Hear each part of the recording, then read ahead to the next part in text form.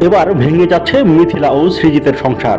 দুই বাংলার পরিচিত অভিনেত্রী রাফিয়াত রশিদ মিথিলা 2019 সালে ভালোবেসে বিয়ে করেছিলেন পশ্চিমবঙ্গের স্বনামধন্য পরিচালক সৃজিত মুখার্জিকে। বিয়ের পর বেশ ভালোই চলছিল তাদের দাম্পত্য জীবন। কাজ আর ব্যক্তিগত জীবন নিয়ে ব্যস্ত ছিলেন মিথিলা সৃজিত। এরই মধ্যে হঠাৎ ভেসে আসে তাদের দাম্পত্য কলহের কথা।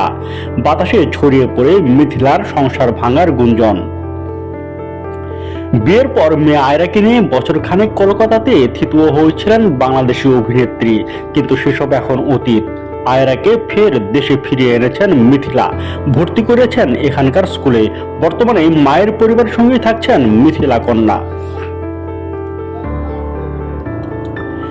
বহুদিন ধরেই সৃজিত মিথিলা দাম্পত্য নিয়ে নানা গুঞ্জন শোনা যাচ্ছে। সম্প্রতি সময়ে তাদের বিচ্ছেদের খবরও সংবাদের শিরোনাম হয়েছে।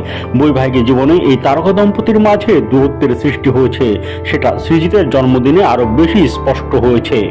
গত 23শে সেপ্টেম্বর নির্মাতার জন্মদিনেও তার পাশে দেখা মেলেনি মিথিলার।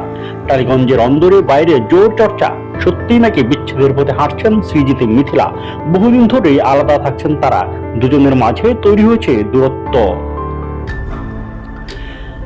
ভারতীয় সংবাদ মাধ্যম আজকালের এক প্রতিবেদনে বলা হয়েছে, স্ত্রীর সঙ্গে দূরত্বের জন্য মেয়ে আয়রাকে খুব মিস করছেন সৃজিত।